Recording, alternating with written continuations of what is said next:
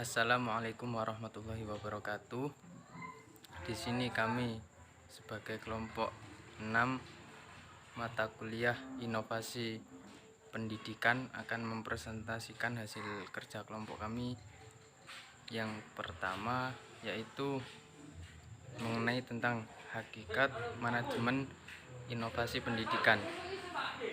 Manajemen pendidikan ialah proses perencanaan, pengorganisasian, memimpin, mengendalikan tenaga pendidikan, sumber daya pendidikan untuk mencapai tujuan pendidikan, mencerdaskan kehidupan bangsa, mengembangkan manusia seutuhnya, yaitu manusia yang beriman, bertakwa kepada Tuhan Yang Maha Esa, berbudi pekerti yang luhur, memiliki pengetahuan, keterampilan, kesehatan jasmani dan rohani, kepribadian yang mantap, mandiri serta bertanggung jawab ke masyarakat dan kebangsaan.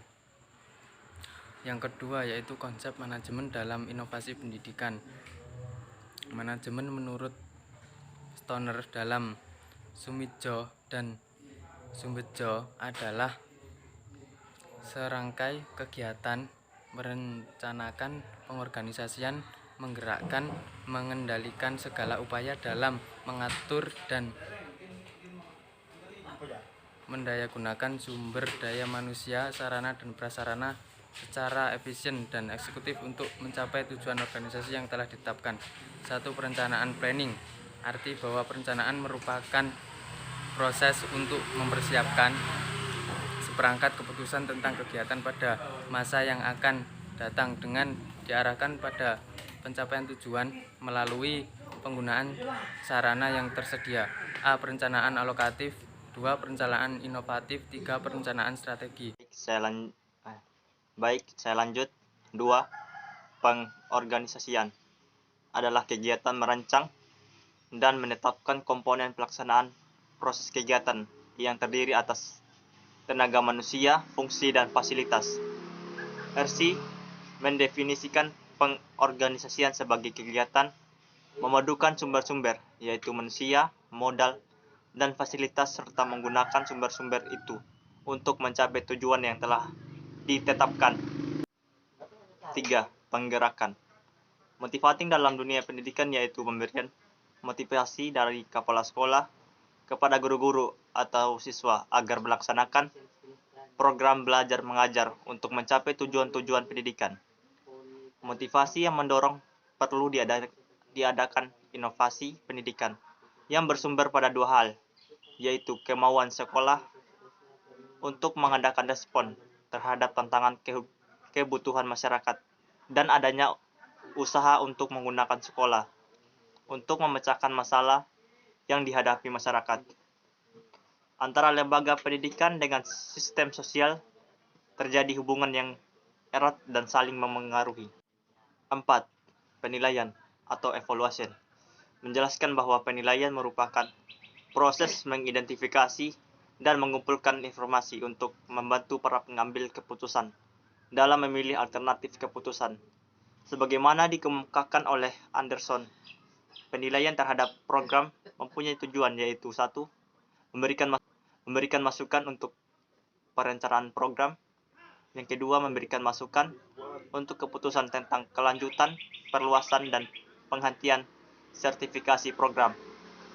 Ketiga, memberi masukan untuk keputusan tentang modifikasi program.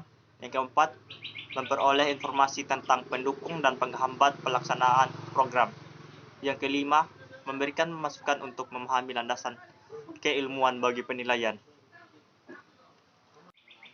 5.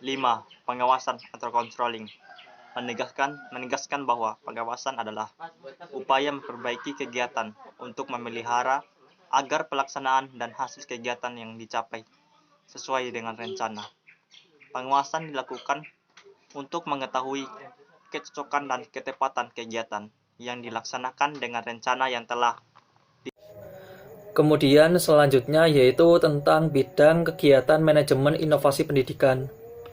Merujuk pada kebijakan Direktorat Pendidikan Menengah Umum Depdiknas dalam buku panduan manajemen sekolah, bidang kegiatan manajemen inovasi pendidikan meliputi tentang yang pertama yaitu manajemen kurikulum, yang kedua yaitu manajemen kesiswaan, yang ketiga yaitu manajemen personalia, yang keempat adalah manajemen keuangan, dan yang terakhir adalah manajemen keperawatan preventif sarana dan prasarana.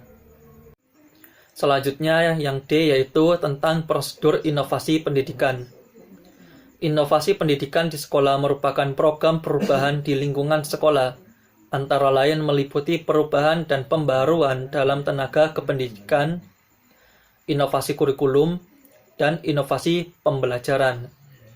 Semua tindakan inovasi tersebut dilaksanakan melalui serangkaian program yang dilakukan secara prosedural.